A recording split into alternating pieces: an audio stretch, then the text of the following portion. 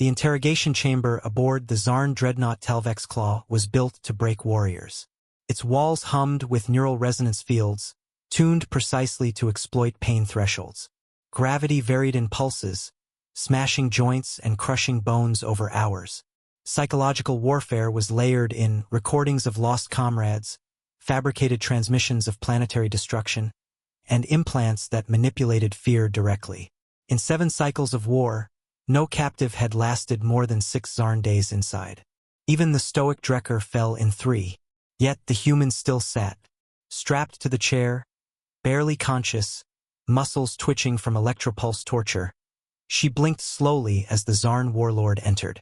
Her name, as they'd pulled from her ID tags, was Lieutenant Ava Rourke, a comms officer, not even frontline infantry. But after 30 hours in the chamber, she hadn't begged, hadn't screamed, hadn't given them a single word. Warlord Keswick stepped forward, his armored limbs clanking. He was twice her height, covered in barbed plating, and wielded a translator drone that pulsed with static as it spoke. "You are broken. Your nervous system is collapsing. Tell us Earth's fallback positions on Caldan 3, and you will be granted a painless death." Ava lifted her head slowly. Her lip was split, left eye swollen shut, but her voice, cracked and dry, still carried strength. "You're not the first to try this. You won't be the last to fail." Keswick snarled. "Why resist? Every species breaks eventually." The Varn wept in days. The Trinaxi offered us their own colonies to end the pain. Ava smiled, blood flecking her teeth. "That's the difference. You think pain is the edge of the cliff. For us, it's just the climb." Keswick tilted his head, intrigued despite himself. "Explain." She chuckled. "You break others by turning their own instincts against them. Fear, agony, hopelessness. But humans were born in those things. We clawed our way out of extinction, not once but dozens of times. Ice ages, plagues, war after war. We didn't survive because we avoided pain. We survived because we endured it." Keswick stepped forward. "A poetic excuse, but your body will give out, human. You will die here. Maybe," she whispered, "but not before you realize why we scare you." Across the ship, alarms began to howl.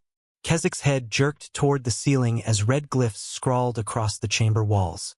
His neural implant surged with alerts, breach detected. Multiple, simultaneous atmospheric penetrations. "How?" he muttered. The human's voice interrupted. "You really should have scanned my left rib more carefully." Keswick turned, eyes narrowing. "What did you?" The wall behind him exploded inward. A power-armored figure stepped through the smoke and molten metal, holding a magnetic breaching lance and wearing the Black Ops insignia of Earth's Shadow Division. "Lieutenant Rourke," the soldier said calmly through his helmet speaker. "Sorry we're late." Ava grinned weakly. "Took you long enough." The Zarn guards scrambled, but they were already too late. Dozens of Terran commandos poured in through the breach, their exosuits pulsing with refractive stealth tech, weapons firing in tight bursts. Zarn limbs and ichor sprayed across the deck. Keswick roared and charged the human in front of him, only to be struck mid-charge with a grav knife to the gut. As he staggered, a second commando pinned him with a Gauss net, immobilizing his limbs with nanofiber spikes. Ava's restraints hissed open as a medic crouched beside her, injecting her with a stabilizer.